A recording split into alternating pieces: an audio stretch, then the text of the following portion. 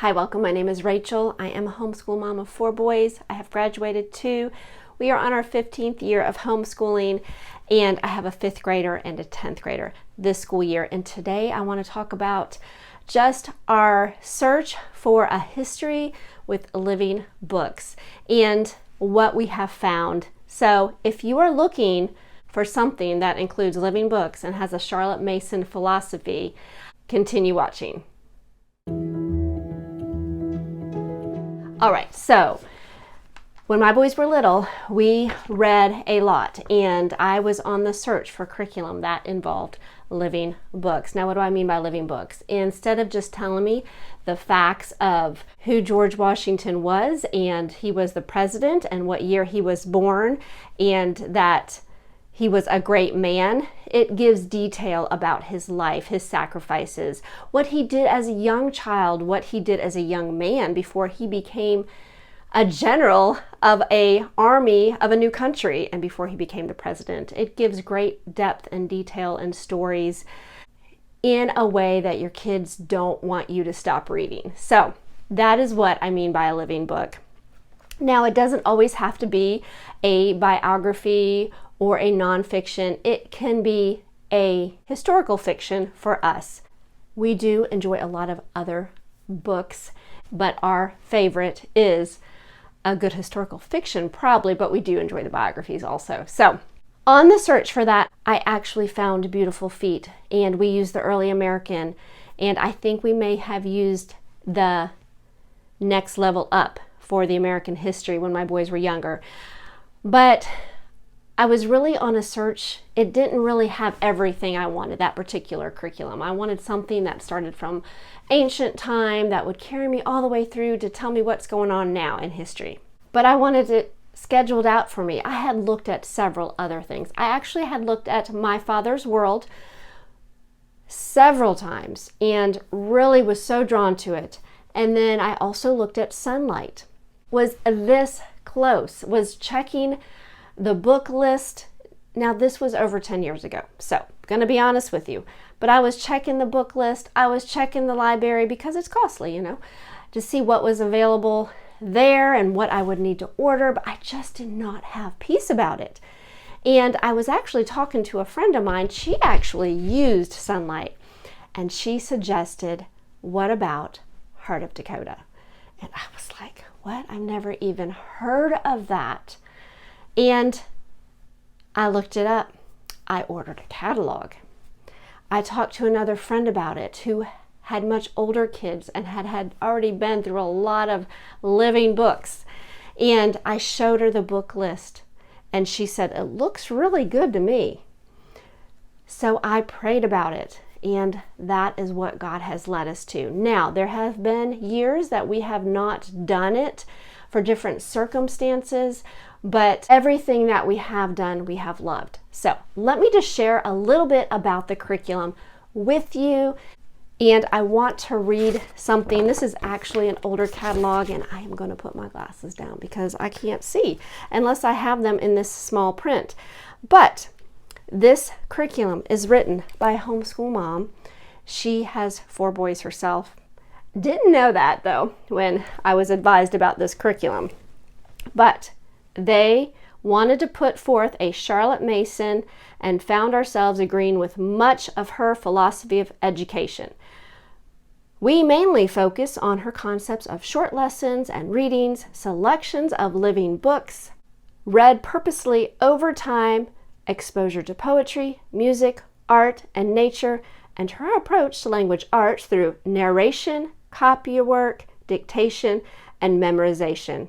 Her philosophy meant much more to us because her personal belief that knowledge of God and His Word is foundational to all learning. So, I was very attracted to this curriculum. It was probably close to 10 years ago. I ordered the level for a 4th, 5th grader. But the nice thing about them is they have extensions. So I want to just share what I mean by living books, and I will show you how their guides work a little bit. So this is a guide.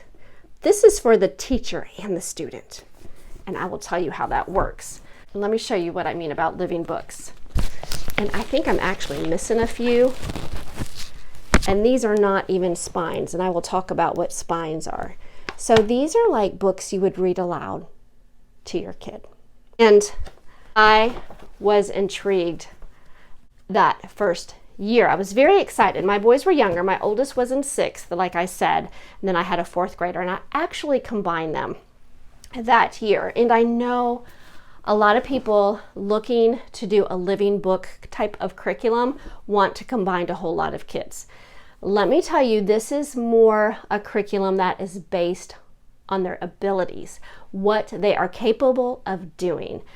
To me, it is somewhat similar to Sunlight. I think their age span is a little bit more spread out.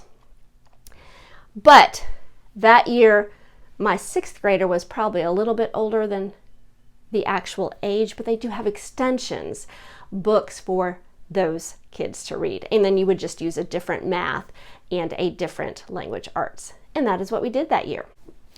So the book I just showed you and the book list is actually for more of like an 8th grade level.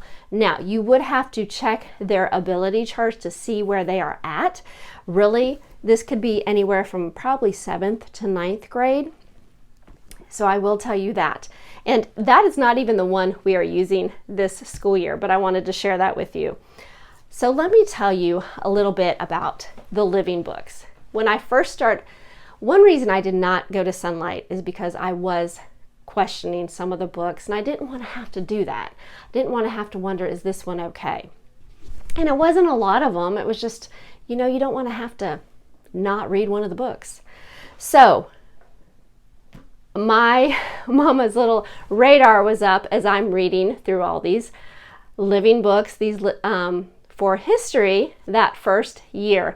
And every time I thought of something or questioned something, or why didn't she say this, or the book did not say this, she has little notes in here under reading about history and key ideas.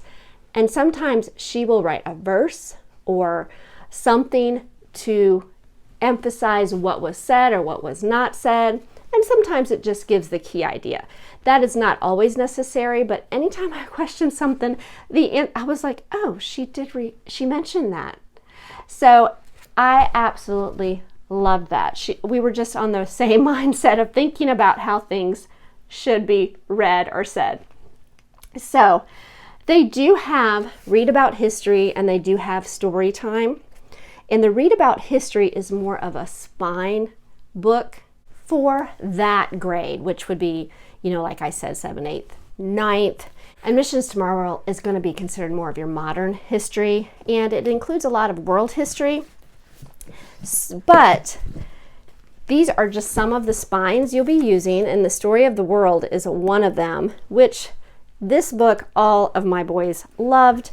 You're going to read from this book of American Speeches for Young People, the great events in American history, and then some hero tales books. Also includes Rescue and Redeemed. Now these books are really, really good. A lot of the stuff is things that I'm not really that familiar with, and I just love the story form that these are written in. For the spines, they encourage that as independent read for the student to read on their own. And for the living books, which she calls read alouds, they can either be read by the student or the teacher. And I've had one boy who just wanted to read through these, and I've had others that would prefer me to go ahead and just read it. And usually when I did that, I just read it to everybody, no matter what history they were learning. Okay, another great thing about this curriculum, at least through the middle school years, some in high school, that it incorporates geography with the history, and it really just intertwines so well, bringing it more to life. And I really like this particular geography. Also, they have CDs to listen to, and they also have other studies. It really does have a Charlotte Mason philosophy to it. So they do have a hymn study. They also have an economic study, which include the book Whatever Happened to Penny Candy and Common Sense Business for Kids. So my boys really enjoyed these books. Now this is all included in this particular guide, but they have other studies. There's actually a president study in this book, and I didn't pull the books, which include a book and DVDs for that study, and notebook pages. And there's actually a whole notebook pages for the whole history part of it. Also includes some independent study, which includes drawing and some copy work. But throughout the middle school guides, you'll also have a music study, you'll have some nature journaling, you'll have some art history, do a Shakespeare study, you'll do a state study, you'll do a founders study. There's lots of extras that are included that correlate with whatever history you're talking about at the time. So I want to make sure that you understand that is how it incorporates the Charlotte Mason method. But this is an all-in-one inclusive guide. Like I said, it has the history, reading about history, and the story time. But let me tell you, it also includes math and language arts and science and Bible and a timeline, and also you'll do geography, president studies written down here. They have science. So, and all that's in here. And it tells you exactly what to do, especially like for language and math. But it also has a spot where it says your own grammar program.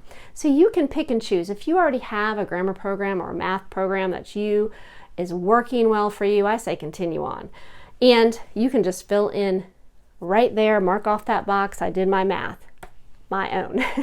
So that is the nice thing about it. Like I said, we have not always done everything that is in here. A lot of times we usually do our own Bible. That is something we can do together.